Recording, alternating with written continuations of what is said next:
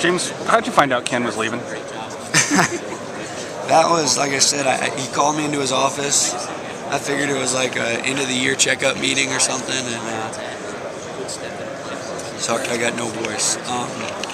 He basically told me that he had an opportunity, and it's something that he was hoping to have a chance before he retired to do, and that he was going to go to the Dolphins. And I totally understood his choice. It was a shock. I mean, a guy I'd been with 4 years and had recruited me, but at the same time, I totally understood where he was coming from, and I know he's going to do good things in Miami.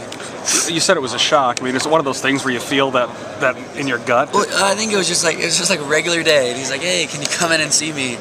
And I was like, "Yeah." And so I went in because we usually have an end-of-the-year checkup meeting. I think it was in January that he called me in, and so I go in and just totally ready to talk about mistakes I made and good things we did and that kind of stuff. And the first thing was that he was leaving, so I think there was a little shock in my gut, but at the same time, like I said, I understand where he's coming from, and it's a great opportunity for him, and it's been a blast so far with Coach Davis, so it's been a good thing for both of us. When you first heard that Coach Davis was coming, I mean, is that one of those things that you trust Coach Ferentz to make the right decision? I absolutely trust Coach Ferentz. That's one thing.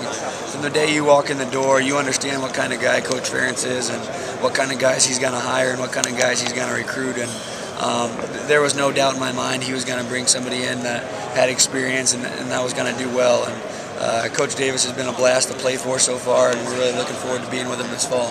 There's a lot of criticism that came with Coach O'Keefe, as I'm sure you know, about repetitiveness of the playbook. But to a simple fan, that may seem the case. But is that really what goes on?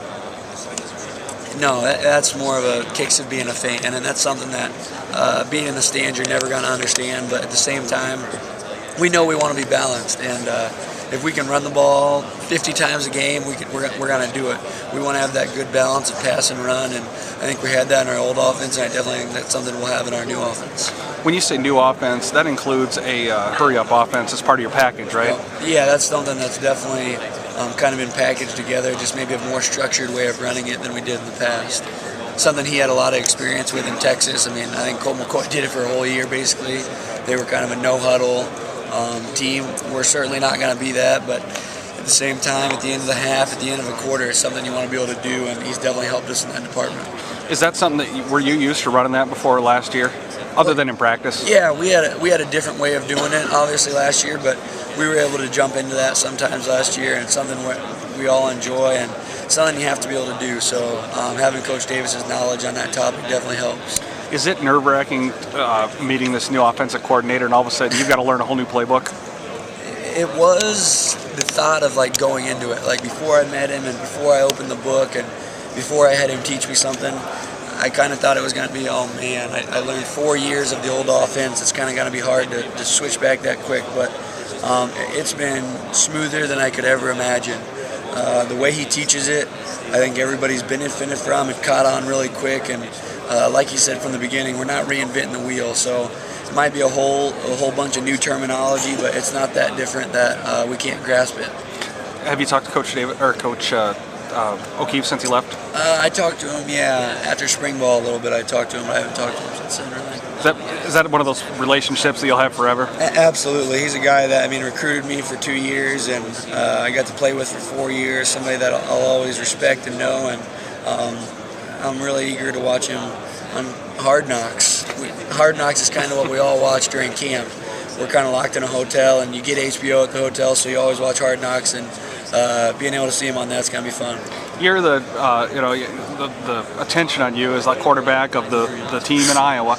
Do you pay attention to media outside of your own little circle as far as what the coach tells you? I mean, not really. It's something that we're not really worried about, and I'm not a big Twitter or Rivals or that kind of guy. I kind of watch SportsCenter or the Hunting Channel and go in and out of the complex. I'm not really worried about the media, and enjoy all the guys we have around us. But as far as being in Iowa, we're a little probably hidden away from everybody, and that might be a benefit. Tell me about the bear you shot this summer. I shot a big bear after the spring semester. Me and a guy from the team and my dad and my sister made a trip to Saskatchewan, and we were all able to harvest really nice black bears. Did you shoot it yourself? Shot it. Yeah, I shot it myself. I didn't just claim it. Coming right at you type of thing? With a bow and arrow. I'm up in a tree, and it kind of snuck in right behind me and kind of knew I was there and growled a little bit and was at the base of my tree kind of growling, and then was able to give me a shot, and I made a good shot.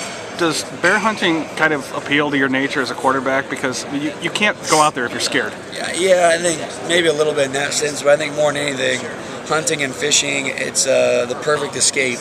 We were 7 hours from the nearest cell phone service when we were in Saskatchewan. Like literally your phone like shuts off. It's such in the middle of nowhere, and it was just a great escape. You got to be able to get away sometimes from school and football, and as much as I love playing football, you do have to get away, and to be able to get away with my family and my friends, it was just a great trip.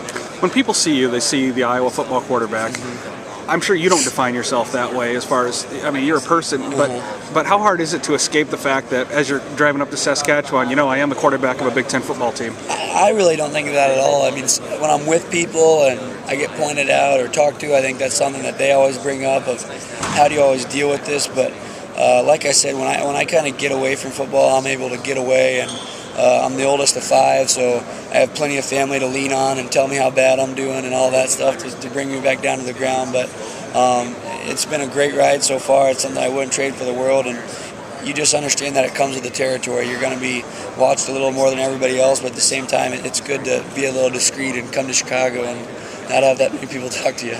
Do you get trained for that type of thing, or is that just something that comes with it? Because it's got to be, getting the attention has to be something that most 22-year-olds, 23-year-olds aren't used to. Yeah, I think a lot of it we learned from Coach Ferentz. The way we were just talking yesterday, we were going through that gauntlet, and Coach Ferentz could answer any question in the world with just the easiest of ease. So smooth, and the way he delivers it, and just the way he treats people in general, from the janitors to the Adrian Claibornes. I think it's something you really see. He treats everybody the exact same, and I think that's something we all see as soon as we come in the door, and even when he was recruiting us. But you realize that none of it was a hoax, and he's exactly who you see he is, and I think we all kind of feed off that and just follow his footsteps in things like interviews.